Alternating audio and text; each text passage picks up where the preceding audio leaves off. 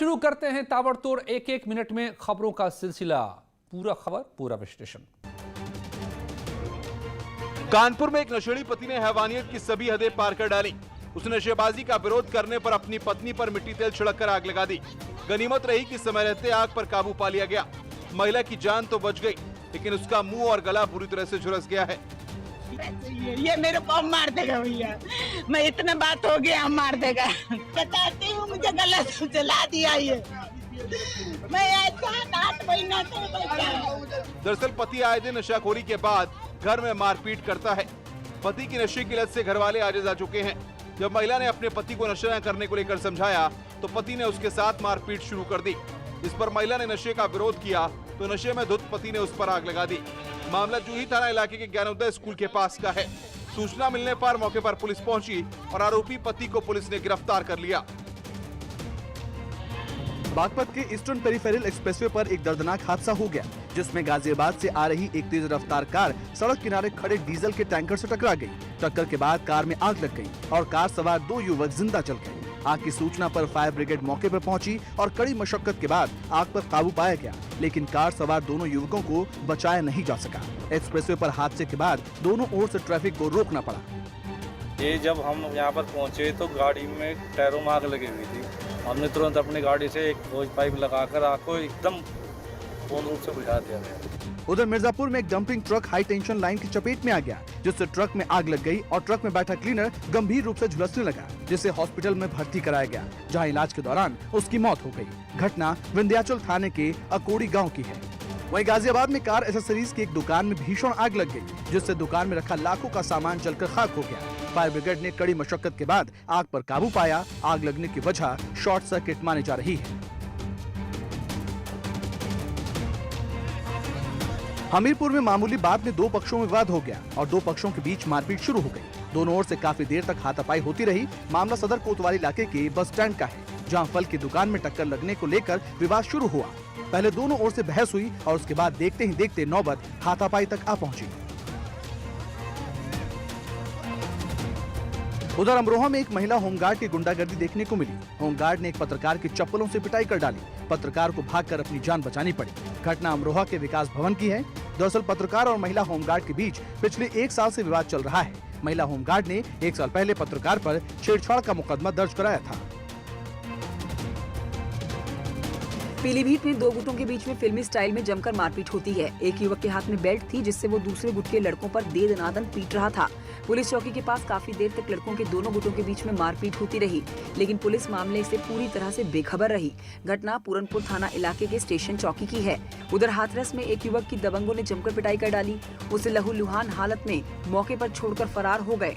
घटना तमन्नागढ़ी गांव की है। युवक का आरोप है कि दबंगों ने उससे पैसे मांगे। मना करने पर उसको लाठी डंडों से पीटा गया। घायल अवस्था में ही युवक थाने पहुंचा और दबंगों के खिलाफ पुलिस में शिकायत दर्ज कराई। मुझसे पैसे मांगे, मैंने इनकार कर दिया। किस चीज के लिए पैसे मांगे? अली वो बोला पैसे दे कुछ मुझे, मैं जानता नहीं, पहचानता नहीं, मैं उससे कभी लेता नहीं, उसको कभी देता नहीं। उधर कानपुर में 3 दिन पहले हुई मारपीट की घटना में घायल अधेड़ शख्स की इलाज के दौरान मौत हो गई, जिससे परिजनों में कोहराम मच गया। घटना नौबस्ता थाने के गल्ला मंडी राजेपुर की है, जहां पर परिजनों ने आरोपियों के खिलाफ कड़ी कार्रवाई की मांग भी की है। कानपुर के चौबेपुर थाने के चर्चित बिकरू कांड की चार्जशीट तैयार हो गई है। पुलिस ने चार्जशीट में माना है कि चौबेपुर के तत्कालीन थाना इंचार्ज विनय तिवारी और दरोगा के शर्मा की साजिश की वजह से ही पूरा घटनाक्रम हुआ। यानी पुलिस की मिलीभगत नहीं होती तो इतना बड़ा कांड भी नहीं होता। फिलहाल विनय तिवारी और के शर्मा दोनों ही जेल में बंद हैं। चार्जशीट में दोनों पर ही गैंगस्टर विकास दुबे को संरक्षण देने और पुलिस की सूचना लीक करने का आरोप है। सभी अलग अलग रोल लोगों का आ रहा है। जो भी रोल पुलिसकर्मियों का भी आ रहा है, जो गांव के उसके साथी थे उनका रोल आ रहा है, और कुछ महिलाएं भी जिन्होंने उस समय रोल अदा किया, उन सब के खिलाफ चार्जशीट सबमिट हो रही है। पुलिस इसी हफ्ते चार्जशीट दाखिल कर देगी। दरअसल 2 से 3 जुलाई के दरमियानी रात बिकरू कांड में गैंगस्टर विकास दुबे और उसके गुर्गों ने 8 पुलिस कर्मियों की गोलियों से भूनकर हत्या कर दी थी। इस मामले में पुलिस ने गैंगस्टर विकास दुबे समेत 6 बदमाशों को एनकाउंटर में मार गिराया है, जबकि तमाम आरोपी पुलिस की गिरफ्त में हैं। महाराजगंज में पुलिस के सामने एक अपराधी भागे जाने का मामला सामने आया है। आगे आगे बदमाश भाग रहा है तो पीछे पीछे पुलिस भागती दिख रही है। मामला कोतवाली इलाके के महलगंज का है। दरअसल पुलिस ने मारपीट के एक आरोपी को अपनी हिरासत में लिया था। पुलिस आरोपी को बाइक पर बिठाकर ले जा रही थी, तभी बीच रास्ते में बदमाश बाइक से कूदकर भाग गया। वहीं इस मामले में पुलिस अधीक्षक ने सिपाहियों से स्पष्टीकरण मांगा है। उधर गाजियाबाद में पुलिस टीम पर पथराव का मामला सामने आया है। मामला गाजियाबाद के कौशाम्बी का है, जहां जीडीए यानी गाजियाबाद विकास प्राधिकरण की जमीन पर पुलिस टीम अवैध कब्जा हटाने गई थी। जमीन पर सैकड़ों अवैध झुग्गियां बसी हुई थी।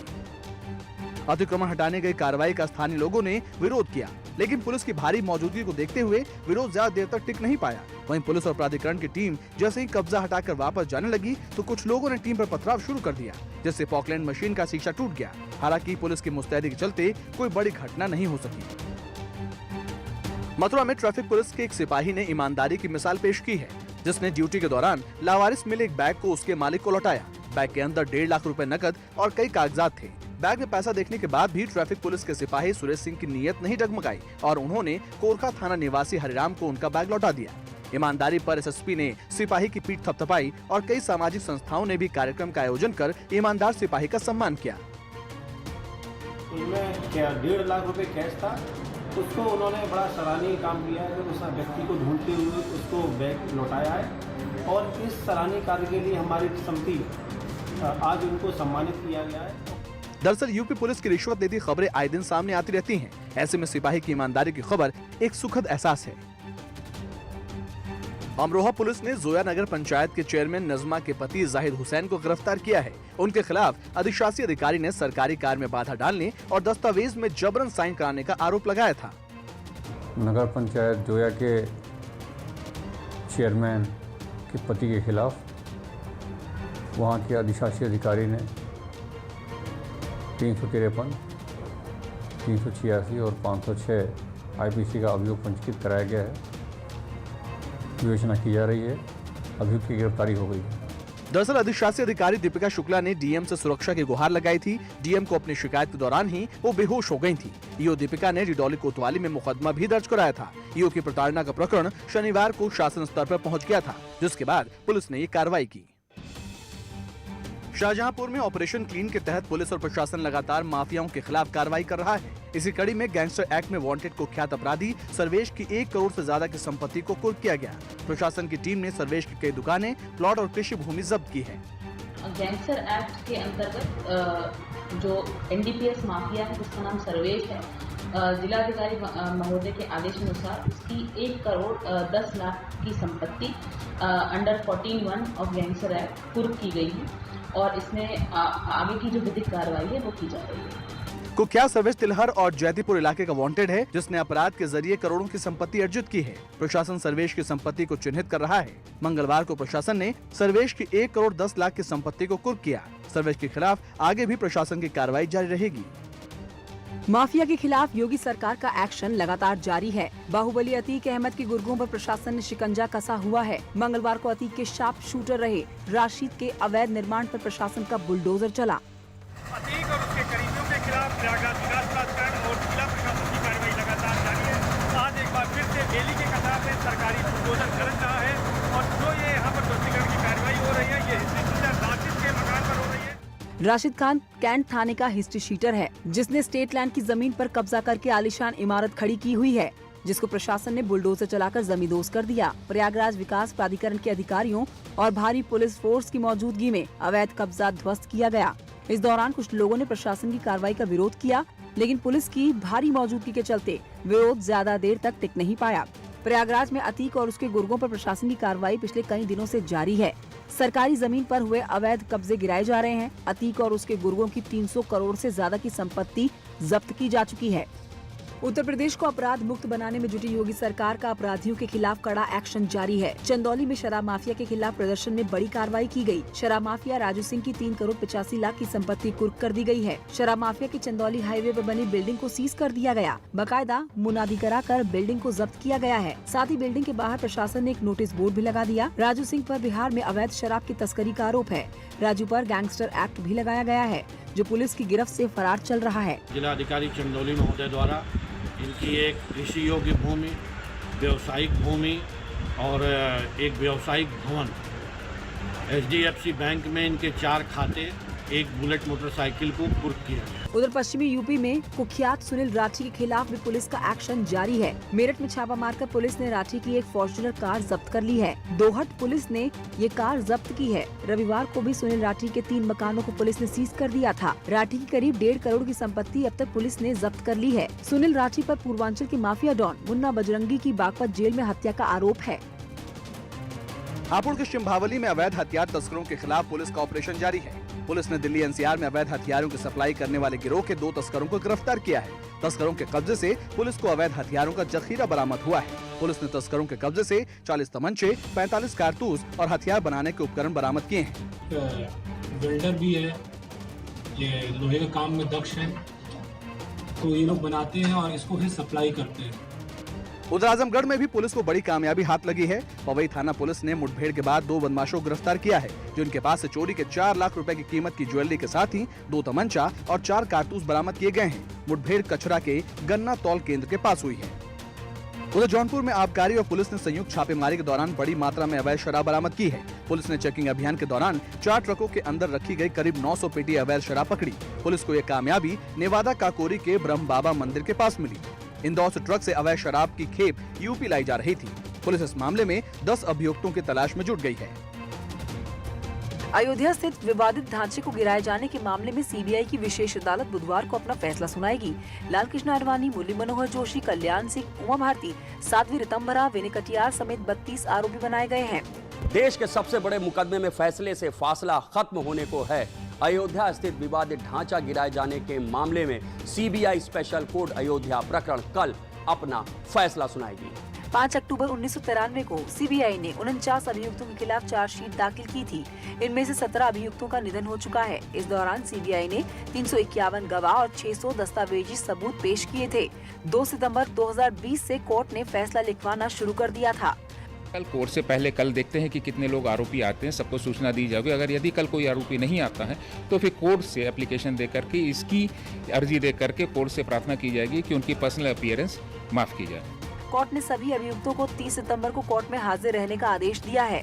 तो वहीं राम जन्मभूमि ट्रस्ट के अध्यक्ष महंत नित्य गोपाल दास कल फैसले के दौरान कोर्ट में मौजूद नहीं रहेंगे। उधर अयोध्या विवादित ढांचा विध्वंस के फैसले से पहले उन्नाव से बीजेपी की सांसद और मामले में आरोपी साक्षी महाराज ने कहा है कि कोर्ट का जो भी फैसला होगा वो उन्हें मंजूर होगा। इतने वर्ष के बाद, लगभग 28 साल हो गए, उसके बाद कल उसमें जजमेंट आने वाला है और राम काज के लिए जजमेंट जो भी आएगा हमें शहर स्वीकार होगा। राम मंदिर के मुख्य पुजारी आचार्य सत्येंद्र दास ने भी सभी आरोपियों को बाइज्जत बरी किए जाने की मांग उठाई। वहाँ रामलला के मंदिर है, रामलला के उस समय भी रामलला विराजमान थे। ऐसी स्थिति में सभी जितने भी आरोपी हैं सबको बरी कर दिया जाए। वहीं बाबरी पक्षकार इकबाल अंसारी ने सभी आरोपियों को बरी करने की मांग की है। उन्होंने कहा कि जब सुप्रीम कोर्ट की संवैधानिक पीठ का फैसला राम मंदिर के पक्ष में आ गया तो ऐसे में इस मामले का कोई अर्थ नहीं रह जाता। हमने इससे पहले भी कहा था, आज भी कह रहा हूँ कि सरकार भी जो है बाबरी विध्वंस के मुकदमे को जो है समाप्त करे। हाथरस केस में पीड़ित लड़की को बचाया नहीं जा सका। दिल्ली के सफदरजंग अस्पताल में इलाज के दौरान उसकी मौत हो गई। मृतक की मां के मुताबिक वो दोनों खेत में घास लेने गई थी, तभी आरोपी ने आकर गला दबाया और मारने लगा। इस मामले में गैंगरेप के भी आरोप लगे थे, लेकिन आईजी अलीगढ़ का कहना है कि डॉक्टर की जांच में रेप की पुष्टि नहीं हुई है। 14 सितंबर को 10:30 बजे पीड़िता के भाई सत्येंद्र ने थाने पे आकर अपने हस्तलेख में एक तहरीर दी, जिसके आधार पर मुकदमा दर्ज किया गया। 9:30 बजे यानी कि जब वो थाने आए तो से 1 घंटा पहले की घटना थी और उसने कहा था कि जब उसकी बहन घास काट रही थी बाजरे के खेत में, तो एक लड़के ने, संदीप नामक लड़के ने आकर उसे गला दबाकर जान से मारने का प्रयास किया। तो सत्येंद्र पीड़िता के भाई की लिखित तहरीर पर पुलिस द्वारा तुरंत एफआईआर दर्ज की है। 14 सितंबर को वारदात के बाद पहले उसे अलीगढ़ और बाद में दिल्ली के सफदरजंग अस्पताल में भर्ती कराया गया था। हाथरस में युवती के साथ रेप और मौत को लेकर सियासत गर्मा गई है। कानून व्यवस्था के मुद्दे पर कांग्रेस कार्यकर्ता जगह जगह पर प्रदर्शन कर रहे हैं। हाथरस में कार्यकर्ताओं ने शहर के मुख्य चौराहे पर प्रदर्शन किया, तो दिल्ली में भी सांसद पीएल पुनिया की अगुवाई में कार्यकर्ताओं ने विजय चौक पर गिरफ्तारी दी। उधर प्रियंका गांधी वाड्रा ने ट्वीट कर कानून व्यवस्था को लेकर यूपी सरकार को घेरा। समाजवादी पार्टी ने हाथरस की घटना को शर्मसार करने वाला बताया। हाथरस की घटना ने एक बार फिर उत्तर प्रदेश को देश और दुनिया के सामने शर्मसार किया है। तो वहीं शिवसेना से राज्यसभा की सांसद प्रियंका चतुर्वेदी ने महिला अपराध को लेकर यूपी सरकार को आड़े हाथों लिया। ये वही उत्तर प्रदेश सरकार है जिसने 2017 में इसको एक महत्वपूर्ण चुनावी मुद्दा बनाया था। कहा था उत्तर प्रदेश की बेटियों को न्याय मिलेगा। आज वही न्याय व्यवस्था उत्तर प्रदेश की बेटियों के खिलाफ खड़ी हुई है। उधर वाराणसी के नागेपुर गांव में महिलाओं ने मुंह पर काली पट्टी बांधकर मौन मार्च निकाला।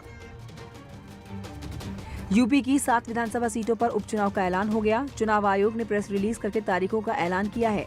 3 नवंबर को उपचुनाव के लिए वोटिंग होगी, जबकि 10 नवंबर को नतीजों का ऐलान होगा। रामपुर की स्वार सीट को छोड़कर जिन 7 सीटों पर चुनाव होगा उनमें कानपुर की घाटमपुर, जौनपुर के मल्हनी, बुलंदशहर की सदर, फिरोजाबाद की टुंडला, देवरिया की सदर, उन्नाव के बांगरमऊ और अमरोहा के नौगांव सादात शामिल हैं। बांगरमऊ में बीजेपी के विधायक कुलदीप सिंह सेंगर को रेप की सजा मिलने के बाद सदस्यता रद्द हो गई है।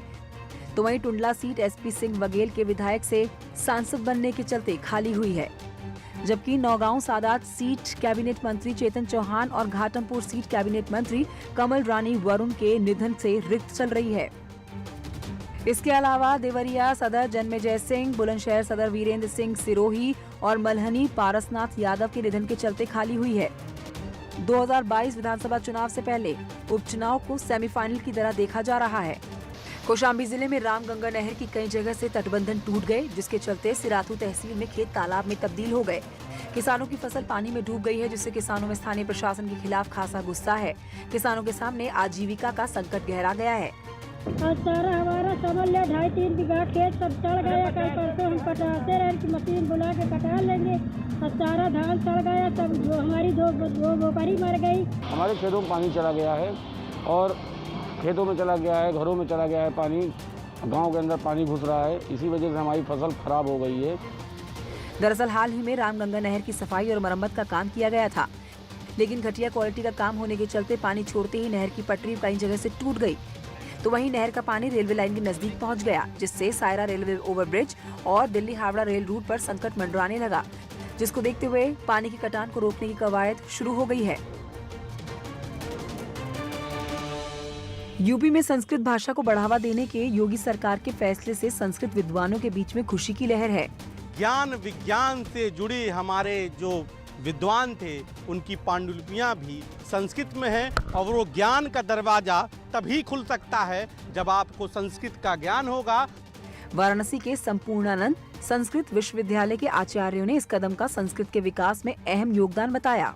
हमारा जितना भी वेद है, जो भी ऋग वेद, यजुर्वेद, सामवेद, अथर्ववेद, जितने भी उसमें है, चाहे वो विज्ञान से संबंधित हो, चाहे वो स्वास्थ्य से संबंधित हो, हर चीज संस्कृत में लिखा हुआ है। डॉक्टर कीथ है, वेनिस है, मैक्स मूलर है, वेबर है, ये लोग संस्कृत को आकर पढ़े हैं और उसकी महत्ता को समझे हैं।